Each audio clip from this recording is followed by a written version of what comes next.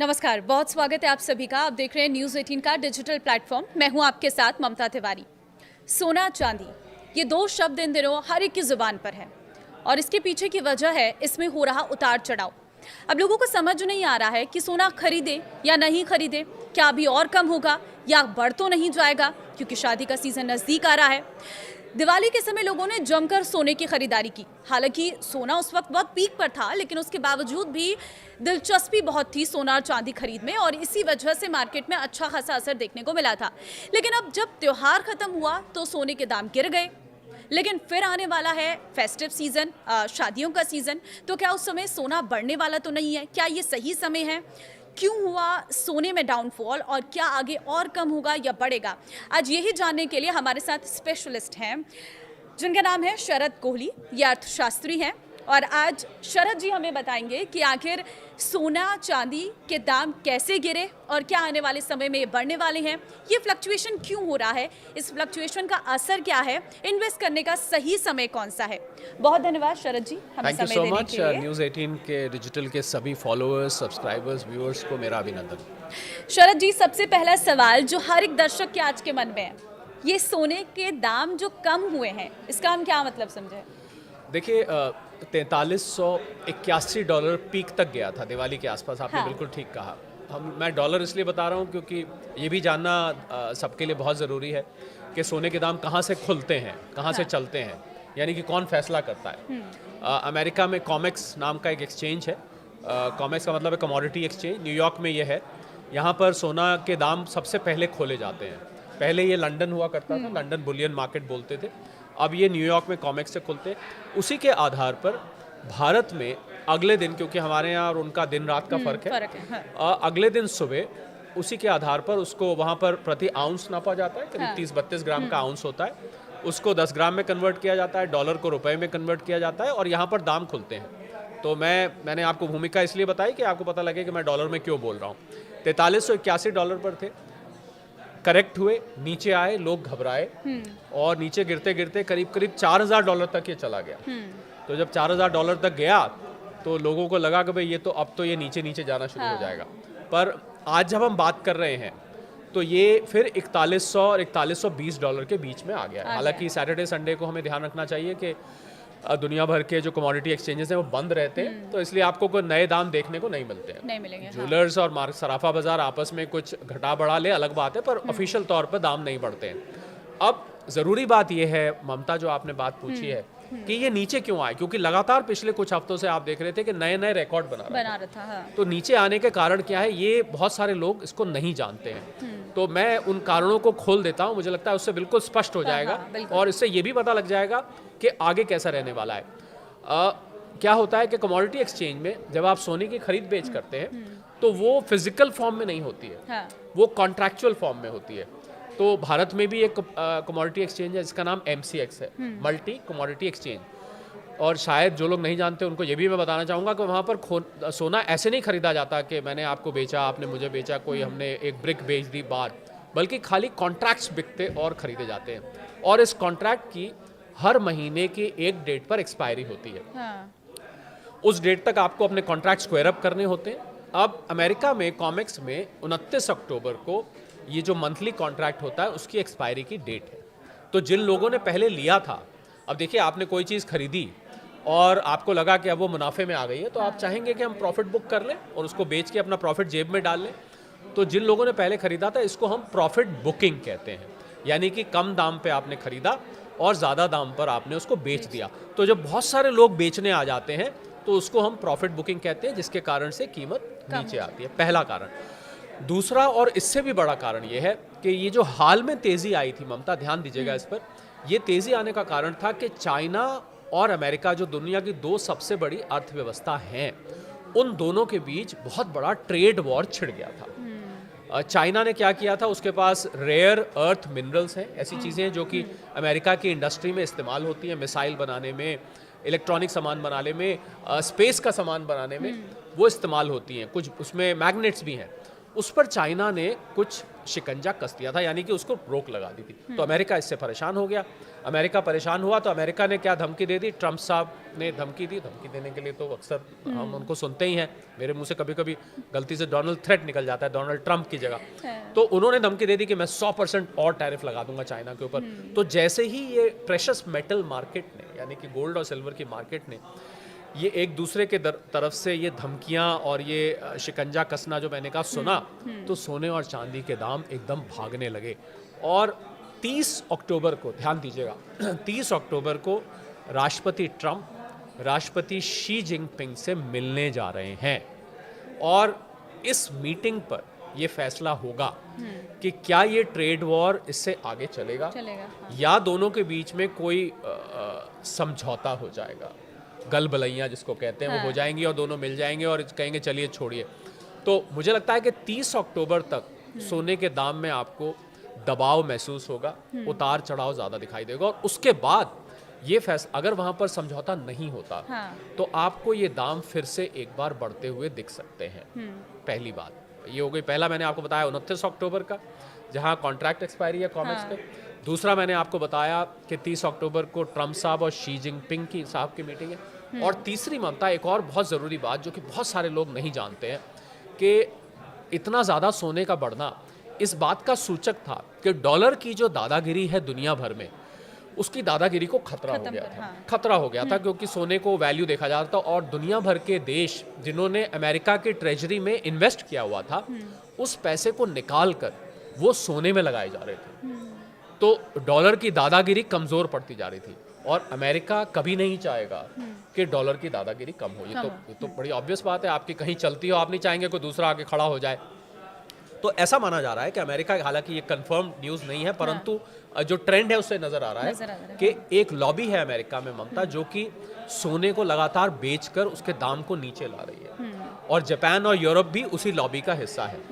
China जो है इसका उल्टा कर रहा है। चाइना सिल्वर और गोल्ड को लगातार खरीदे जा रहा है, क्योंकि वो चाहता है कि डॉलर का वर्चस्व कम हो और सोने और चांदी के दाम बढ़ें। तो ये दो ताकतें एक तरह से अंतर्राष्ट्रीय स्तर पर काम कर रही हैं, जिसकी वजह से आपको हाल में सोने में दबाव महसूस होता दिखा है। तो अब ज़्यादा ज़रूरी, आप सवाल मेरे से ये पूछेंगी कि भाई लोग क्या करें इस सारे के बीच।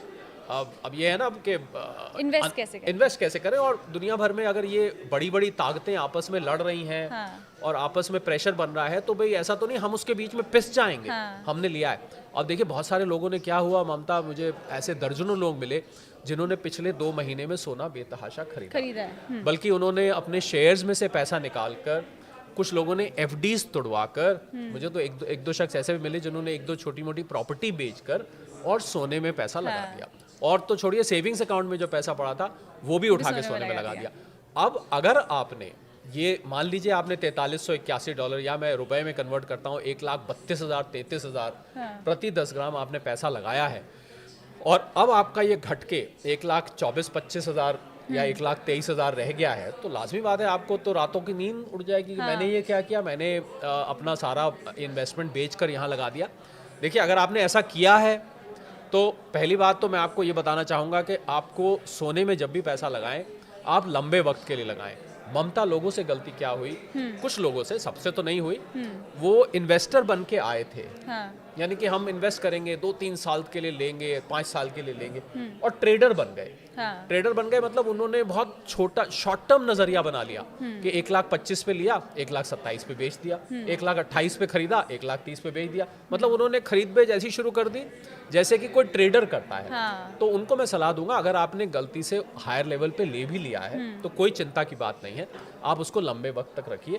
क्योंकि जो अंडरटोन है, हम लोग इसको अंडरटोन कहते हैं, कि नीचे जो ट्रेंड कैसा है, ट्रेंड अभी भी ऊपर को है। क्योंकि जो बाकी फैक्टर्स जिसकी वजह से सोना चढ़ रहा था, ये ध्यान दीजिएगा, वो अभी भी बने हुए हैं। कौन से वो फैक्टर्स हैं जिन पे आप नज़र रख सकते हैं, आपकी बहुमूल्य इन्वेस्टमेंट कहाँ जाएगी ये ध्यान रखने के लिए? उसके लिए आपको रशिया और यूक्रेन के युद्ध पर, खबरों पर ध्यान रखना चाहिए कि वो युद्ध अब कितना घमासान हो रहा है, और वो अभी घमासान हो चुका है। वो कहीं पर अभी ठंडा होने की ट्रंप साहब ने बहुत कोशिश करी, पर कहीं नज़र नहीं आ रहा। उल्टा रशियन कंपनीज पर सैंक्शंस लगा दिए हैं अमेरिका ने। रोजनेफ्ट और लुकोइल 2 बड़ी कंपनीज है रशिया की, उनके ऊपर सैंक्शंस लग गए हैं। तो ये एक खराब खबर है, सोने के लिए अच्छी खबर है। और दूसरा ट्रेड वॉर या टैरिफ वॉर जो ट्रम्प साहब ने दुनिया भर पे छेड़ा हुआ है वो अभी बदस्तूर जारी है। हाँ। वो कहीं भी उसको वापस नहीं ले गया। ये भी सोने को बढ़ाने में इसने बहुत योगदान दिया। मैं तो ममता हल्के फुल्के अंदाज में लोगों को कहता हूँ, जिन लोगों ने सोने में और चांदी में पैसा कमाया है पिछले कुछ महीनों में उनको ट्रम्प साहब का धन्यवाद करना चाहिए। देखिए वैसे तो ट्रम्प साहब का धन्यवाद ज़्यादातर भारतीय नहीं कर रहे हैं, क्योंकि उन्होंने भारत के ऊपर H1B वीज़ास पर रिस्ट्रिक्शन लगाई, उन्होंने भारत के ऊपर 50% टैरिफ लगा दिए, क्षमा करें, और भारत के चाबहार पोर्ट है ईरान में, उसके ऊपर सैंक्शन लगा दिए, अभी रशियन ऑयल पर सैंक्शन लगा दिए। लगातार भारत को वो अप्रत्यक्ष रूप से इनडायरेक्टली टारगेट कर रहे हैं। तो कोई भारतीय धन्यवाद तो नहीं करेगा, बस जिन लोगों ने सोने और चांदी में पैसा कमाया है वो लोग धन्यवाद कर सकते हैं कि उनकी वजह से कीमत बहुत बड़ी है। तो ये जो फैक्टर्स हैं कुल मिला के, ये फैक्टर्स जब तक बने हुए हैं, यानी कि ट्रेड वॉर, टैरिफ वॉर जब तक बना हुआ है, जब तक जियोपॉलिटिकल सिचुएशन, अभी तो पता लगा ममता मुझे कि अमेरिका ने वेनेजुएला पर अटैक करने की पूरी तैयारी कर ली है, चाइना और ताइवान की टेंशन फिर से बढ़ गई है। तो जब तक ये फैक्टर्स बने हुए हैं, सोना बीच में देखिए उतार चढ़ाव आपको दिखेंगे। मैं ये पहले सतर्क करना चाहता हूँ, और मैं लगातार बहुत सारे प्लेटफॉर्म से, बल्कि न्यूज़ 18 पर भी, आपके चैनल पर भी मैंने पहले ये बोला आके कि जब भी आप सोना लगाएं तो बीच बीच में करेक्शंस आएंगे। और सबसे बड़ी बात ममता मुझे बताइए कि कोई भी चीज़ अगर लगातार सिर्फ ऊपर ही ऊपर जाती जाएगी तो फिर तो लोग क्या करेंगे, अपना सब कामकाज छोड़कर उसी में अपने सारे पैसे सब जगह से निकाल के उसी में लगाने लग जाएंगे। फिर तो आप रातों रात जहां हाथ डालें, आज 10 में बेचें, कल 15 में 10 में खरीदे, 15 में बेच दिया, 15 में बेचा, 20 में 15 में खरीदा, फिर 20 में बेच दिया। तो ऐसे तो आप लगातार ऊपर जाते जाएंगे। तो कोई भी एसेट क्लास, शेयर्स के लिए भी यही कहा जाता है कि शेयर्स भी तो उसकी जो चाल होती है, अगर मैं उसको हाथ से बना के, क्योंकि हमारे पास यहाँ कोई बोर्ड तो नहीं है, तो ऐसे चढ़ता है, फिर ऐसे करेक्ट करता है, फिर ऐसे चढ़ता है, फिर ऐसे, तो ये हमेशा इस तरीके से चढ़ता है। और मैं इस करेक्शन को ममता, हालांकि मुझे जिन लोगों ने अगर पैसा गवा दिया है और बेच दिया, 4381 पे आया और जब ये 4000 आया उन्होंने बेच दिया होगा तो गलती करी होगी, पर अगर बेच दिया तो मुझे उनके साथ पूरी हमदर्दी है। परंतु अगर आपने रखा हुआ है तो इसको लंबे वक्त तक रखिए। एक हेल्दी करेक्शन है, जब भी कोई एसेट इस तरीके से बढ़ता है तो उसको एक हेल्दी करेक्शन माना जाता है। लेकिन बीच में इसी में मेरा सवाल ये रहेगा कि आपको क्या लगता है, जो मार्केट में फ्लक्चुएशन हो रहा है, ये गोल्ड किस लेवल तक हाई जा सकता है और किस लेवल तक नीचे आ सकता है? देखिए, गोल्ड के बारे में फोरकास्ट करना बहुत कठिन काम है, क्योंकि गोल्ड, जैसा कि मैंने बताया, जिन फैक्टर्स पे ये डिपेंड करता है, और दुनिया भर के सेंट्रल बैंक्स ने भी बेतहाशा गोल्ड खरीदा है। तो ये फैक्टर्स ऐसे हैं कि जब तक ये फैक्टर्स बने रहेंगे चढ़ता रहेगा। अब देखिए कब ये फैक्टर पलट जाए। अब मैं उदाहरण अक्सर दिया करता हूँ, मैं रशिया यूक्रेन की हम बात कर रहे थे अभी। अब मान लीजिए ट्रम्प, जेलेंस्की साहब और पुतिन साहब गले मिल जाए, चलो लड़ाई छोड़ो, आज से हम और आप दोस्त, ये लो अपनी टेरिटरी वापस, ऐसा कुछ हो जाए तो फिर आपको नेचुरली करेक्शन होती दिखाई देगी। पर मुझे लगता है अंडरटोन बुलिश है। मुझे अगर गोल्ड आज 1,25,000 पे खड़ा हुआ है, मुझे यहाँ से 1.5 लाख तक भी जाता दिखता है।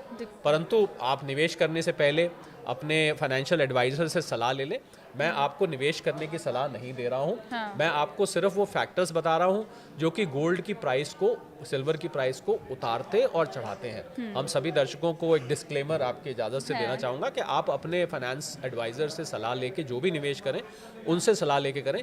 ये एक एनालिसिस है केवल, और केवल आपको ये गाइड करने के लिए कि क्या वो फैक्टर्स हैं जो गोल्ड और सिल्वर को ऊपर और नीचे ले जाते हैं। तो इसलिए मुझे लग रहा है कि गोल्ड अंडरटोन अभी जुए की तरह है, कुछ भी हो सकता है, कुछ भी हो सकता है। तो इन्वेस्ट करने से पहले आप सभी अपना खुद से सोचें एक बार कि क्या हमें इसमें इन्वेस्ट करना है, क्या गोल्ड परचेज करना है या गोल्ड सेल करना है। लेकिन आप गोल्ड की बात तो इधर रही, ये चांदी क्यों बढ़ रही है? चांदी तो पहले से मिडिल क्लास वालों के लिए एक ऑप्शन रहता था कि चलो सोना हमारे पहुंच में नहीं है तो हम चांदी खरीद लेते हैं, लेकिन ये अचानक से जो बेतहाशा वृद्धि हुई है चांदी में, इसके पीछे का कारण क्या मानते हैं? देखिए, सोना और चांदी वैसे तो एक साथ चलते हैं, कंधे से कंधा मिलाकर चलते हैं। हालांकि कीमतों में फ़र्क है, उसका हम प्रोपोर्शन में निकालते हैं कि कितने 1 किलो चांदी तो कितने ग्राम सोना, वो खैर मैं उस टेक्निकलिटी में मैं नहीं जाता, मैं आपकी बात का सीधा जवाब देता हूँ। चांदी का इंडस्ट्रियल यूज़ भी है ममता। चांदी आपके मोबाइल फ़ोन्स में, सोलर बैटरी में और भी बहुत सारे इलेक्ट्रॉनिक उपकरणों में चांदी का प्रयोग किया जाता है। और ऐसा माना जाता है कि चांदी की सप्लाई शॉर्ट भी है, और इसीलिए चांदी की कीमत आपको इतनी ऊपर, ऐसा माना जाता है कि 9 मिनट में जो चांदी खानों से निकाली जाती है हाँ, वो 6 मिनट में कंज्यूम भी हो जाती है, यानी कि उसका इस्तेमाल भी कर, तो इसका मतलब हमेशा एक शॉर्टेज बनी रहती है। तो चांदी, और दूसरा एक और वजह जो मैथमेटिकल है, जो शायद लोगों ने कभी ध्यान नहीं दिया होगा, कि चांदी की ट्रेडिंग जनरली किलो में की किलो जाती में है। की जाती है। अब ये बात अलग है, आपने कोई पायल खरीदनी है तो वो 10-20 ग्राम की होगी, हाँ। आपने चांदी का कड़ा खरीदना है तो 10-20, पर जनरली जो ट्रेडर्स बड़े करते हैं वो किलो में खरीदते हैं, जबकि सोने को 10 ग्राम या 100 ग्राम में ट्रेडिंग की जाती है। हाँ। तो क्योंकि वो किलो में खरीदी जाती है तो उसमें वॉलेटिलिटी यानी कि उतार चढ़ाव और ज्यादा होता है। हाँ, और ज़्यादा। क्योंकि आप सोना खरीदेंगे, मान लीजिए कोई व्यक्ति खरीद रहा है 100 ग्राम, तो वो चांदी खरीद लेगा 10 किलो। आप समझ रहे हैं कि 100 ग्राम और 10 किलो में, क्योंकि उसकी ट्रेडिंग ज़्यादा हो जाती है, वॉल्यूम बढ़ जाता है, वॉल्यूम बढ़ने से इसकी वॉलेटिलिटी बढ़ जाती है। तो जो कारण सोने को ऊपर और नीचे ले जा रहे हैं, वही कारण चांदी को भी ऊपर और नीचे ले जा रहे हैं। एक कारण उसमें और जुड़ जाता है कि जैसे जैसे चांदी की कंजम्पशन, इंडस्ट्रियल कंजम्पशन बढ़ती जाएगी, वैसे वैसे चांदी में आपको और ज़्यादा चढ़ाव। तो मुझे लगता है कि चांदी को भी अगर आप ले रहे हैं, चांदी में आपको वॉलेटिलिटी और ज़्यादा दिख सकती है। आप देखें चांदी, हम फिर डॉलर की बात करते हैं, करीब करीब $54 तक चली गई थी, हाँ। फिर घट के ये करीब $46-47 तक आई। इस समय ये फिर 48 और $49 के आसपास घूम रही है, इसने भी रिकवर किया है। तो अभी सोने और चांदी की चाल आपको लगभग एक साथ चलती है, यानी कि 5-6% उसमें करेक्शन आया है और 5 से 6% इसमें करेक्शन आया है, दोनों में बराबर का करेक्शन। पर ये कभी कभी चांदी पीछे भी छूट जाती है, कभी कभी चांदी से आगे, सोने से आगे भी निकल जाती है, पर दोनों के कारण लगभग सेम है उतारने चढ़ने के, सिवाय इसके कि चांदी का इंडस्ट्रियल यूज़ भी किया जाता है। देखिए, क्योंकि हम जब आपस में बात करते हैं, परिवार में बात होती है, स्टाफ्स के साथ बात होती है, तो हर कोई अलग अलग तरीके से बात करता है। वैसे तो पूरा खेल इंटरनेशनली चल रहा है, लेकिन कहीं ना कहीं लोगों के मन में ये भी बात रहती है, अभी त्योहार आ रहे हैं, महंगा हो जाएगा सोना, अब शादियों का सीजन आ रहा, महंगा हो जाएगा सोना। क्या ये सब बातों का इम्पैक्ट पड़ता है इसमें? देखिए, जैसा मैंने शुरू में ही कहा था जब हमने बातचीत शुरू करी थी, कि सोने का भाव अमेरिका में कॉमेक्स से खुलता है। हाँ, थोड़ा बहुत फर्क पड़ता है, धनतेरस आ गया, हाँ। अक्षय तृतीया आ गई, शादी का सीजन आ गया, हाँ। थोड़ा बहुत फर्क पड़ता है, पर इतना फर्क नहीं पड़ता कि हम कहें कि सोना शादी की वजह से महंगा हो गया। ओके। अब ऐसा नहीं होता है। हाँ। और मैं तो सलाह लगातार ये देता आ रहा हूँ, ममता, आप स्वयं महिला हैं, आप इस बात को समझ सकते हैं कि जो सोने की ऑर्नामेंटल वैल्यू है वो कभी भी नहीं जा सकती। अगर महिला को शादी में पहनना है तो उनको पहनना है। अब सवाल ये उठता है कि आप, अगर आप 22 कैरेट का नॉर्मली सोना होता है, पहना जाता है, 24 में तो ज्वेलरी बनती नहीं है, मुड़ जाती है। हाँ, मुड़ जाती है। तो वो लोगों ने, मैंने कुछ बड़े ज्वेलर से बात हुई, उन्होंने मुझे बताया कि इस बार जो उनकी सेल हुई है धनतेरस के आसपास और दिवाली के आसपास, वहाँ पर 18 कैरेट, 14 कैरेट और 9 कैरेट का भी सोना बिका है। 9 कैरेट, हाँ। क्योंकि आपको जो अपनी डेकोरेटिव वैल्यू, तो इसीलिए मैं ये भी बोलता हूँ ममता कि अगर आपने निवेश करना है तो आप ज्वेलरी में निवेश मत करिए, आप बार्स लीजिए, कॉइन्स लीजिए, ETFs में करिए। ज्वेलरी में निवेश करके आपके मेकिंग चार्जेस कट जाते हैं, इम्प्योरिटीज़ कट जाती हैं। अब जिन लोगों ने निवेश किया हुआ है, ऐसा माना जाता है ममता कि भारतीय घरों में 25,000 टन सोना रखा हुआ है, संदूक में, मंदिर में, मूर्ति के पीछे, अनाज के ड्रम में, अलग अलग जगह है जहां लोग संभाल के रखते हैं। और जो लोग लॉकर्स में, बैंक के लॉकर्स में सोना रखते हैं, उनको मैं यहाँ पर आपके कार्यक्रम के माध्यम से सावधान करना चाहता हूँ। आप रखें, मैं ये नहीं कह रहा कि बैंक के लॉकर में ना रखें, परंतु जो भी आपके बैंक का लॉकर का रेंट होता है, जो इंश्योरेंस होता है उसमें रखे सामान का, वो मात्र उसका 100 गुना होता है। यानी कि अगर आपने 2,000 रुपए का आपका रेंट है तो 2 लाख रुपए तक का आपका उसमें इंश्योर्ड है, उसके अलावा आपका वो लॉस हो गया तो वो लॉस की भरपाई नहीं हो पाएगी। तो वो सोना जो आपने रखा हुआ है उसकी वैल्यू आप निकालें, उसकी वैल्यू करें। और जो नया सोना आप लेना जाना चाहते हैं, मैं तानिश के CEO हैं, उनका इंटरव्यू सुन रहा था। उन्होंने सचिन तेंदुलकर साहब को एज एन एम्बेसडर लिया, ये बात लोगों को कन्वे करने के लिए कि आप अपना पुराना सोना निकालिए, उससे नया सोना खरीदिए, बजाय आप पैसे से खरीदिए, क्योंकि पैसे से तो महंगा हो गया है, तो लोगों के रीच के बाहर है। तो पुराना सोना, बहुत सारे लोगों ने ये किया है। आप बड़े ज्वेलर से मेरी बात है, उन्होंने कहा लोग अपना सोना लेके आते थे और कुछ कैश भी ले जाते थे साथ में। मतलब मान लीजिए आप 1 किलो सोना लेकर आए, 1 किलो तो चलिए मैंने ज़्यादा, बहुत कम कस्टमर होंगे, 100 ग्राम लेकर आए, 100 ग्राम लेकर आए और उन्होंने अपना 10-20 ग्राम का कुछ बनवा लिया और बाकी का कैश लेके घर चले गए। ऐसा भी बहुत हुआ है। तो भारतीय घरों में सोने की कमी नहीं है। रिजर्व बैंक का ही जो इस समय भंडार है 880 टन के आसपास का है। तो अगर आपने निवेश किया है तो मेरी राय ये है कि आप उसको लंबे वक्त तक रखें, आराम से रखें और रोज़ के उतार चढ़ाव से परेशान ना हो। लेकिन केंद्रीय बैंक क्यों रिकॉर्ड सोना कर रहा है? बहुत अच्छा सवाल है ये, बहुत टेक्निकल सवाल है ममता। ये क्या 1971 में रिचर्ड निक्सन साहब अमेरिका के प्रेसिडेंट होते थे। उससे पहले एक गोल्ड स्टैंडर्ड हुआ करता था दुनिया भर में। उसका मतलब होता था कि आपकी करेंसी की वैल्यू आपके पास जितना गोल्ड है उससे डिटरमिन की जाएगी। जितना मतलब जिसके बाद भंडार है, उस देश को आर्थिक रूप से उतना शक्तिशाली माना जाएगा। वो निक्सन साहब ने वो हटा दिया, उसको हम गोल्ड स्टैंडर्ड कहते थे, उसको हटा दिया गया। हटा के डॉलर की दादागिरी, डॉलर का वर्चस्व वहीं से शुरू हुआ और आज तक चलता है। ऐसा माना जा रहा है क्योंकि ट्रम्प साहब की नीतियां इतनी अनिश्चितता से भरी हुई हैं कि शायद डॉलर यहाँ से फेल हो आगे जाके या कमज़ोर हो जाए और गोल्ड स्टैंडर्ड वापस आ जाए जो 1971 से पहले होता था।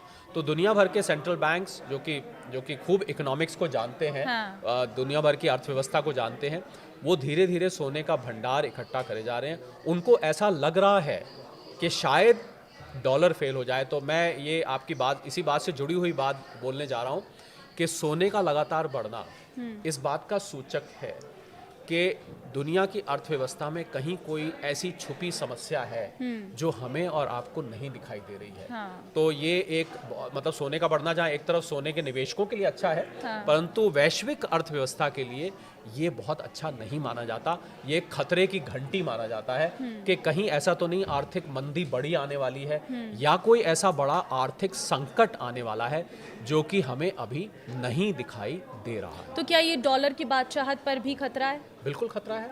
मैंने आपको बताया कि डॉलर की बादशाहत को खतरा को लेकर तो अमेरिका में कुछ लॉबी इसको बेचने, सोने को नीचे करने की कोशिश कर रहे हैं और चाइना इसको ऊंचा। बिल्कुल डॉलर की बादशाहत को खतरा तो अमेरिका जिस तरीके से अपने आप को ममता आइसोलेट कर रहा है, इसको हम प्रोटेक्शनिज्म कहते हैं कि यहाँ के लोग यहाँ पर आके काम ना करें, H1B पर रिस्ट्रिक्शन लगाई, यहाँ का सामान टैरिफ फ्री ना आए, उस पर टैरिफ बढ़ा दीजिए, कभी इमिग्रेशन को लेके क्रैकडाउन। अमेरिका अपने आप को अलग थलग कर रहा है। तो अमेरिका का अलग थलग करने का मतलब है कि दुनिया भर की अर्थव्यवस्था एकदम हिल जाएगी। ऐसा कहा जाता है ममता कि अमेरिका छींक मारता है और जुकाम दुनिया को लग जाता है। तो अमेरिका के में लागू की गई कोई भी आर्थिक नीति दुनिया भर को प्रभावित करती है। बिल्कुल अगर डॉलर यहाँ से हिलता है तो मुझे लगता है एक नए प्रकार की अर्थव्यवस्था जिसमें सोना सबसे ऊपर सामने उभर के आ सकता है। करेंसी तो नहीं बनेगा, ये तो नहीं हो सकते कि आप ब्रेड सोने के बदले में लेके आए या दूध खरीद के लाए, परंतु एक वैल्यू का मेजर बन जाएगा, यानी कि किसी भी वैल्यू को माप तोल करने का एक आधार बन जाएगा। और दुनिया भर में सोना आप कहीं भी जाके खरीद सकते हैं, बेच सकते हैं, कोई इसमें परेशानी नहीं आती है। बिल्कुल आपने ठीक कहा, डॉलर कमजोर होता है तो सोना यहाँ से और ज़्यादा ऊपर जाएगा और ज़्यादा उसका सिग्निफिकेंस बढ़ जाएगा। तो चाइना क्यों खरीद रहा है इतना सोना?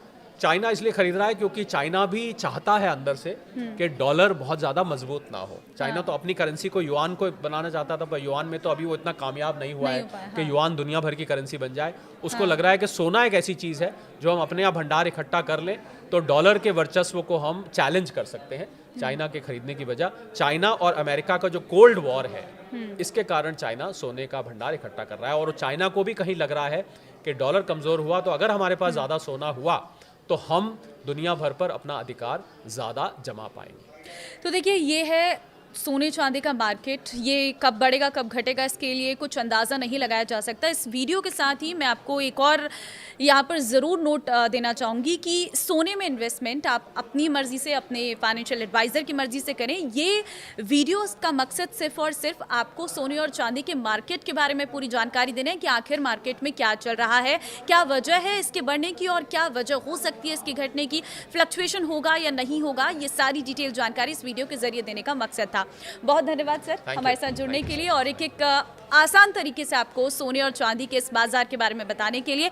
तो फिलहाल इस वीडियो में सारी आपकी छोटी छोटी चीज़ों को हमने नोट किया है, जो आपके सवाल थे वो रखे हैं। इस वीडियो को आप शेयर ज़रूर करना ताकि सभी लोगों को सोने और चांदी के इस मार्केट के बारे में पता चल सके और निवेश करने से पहले वो सोच सकें। नमस्कार।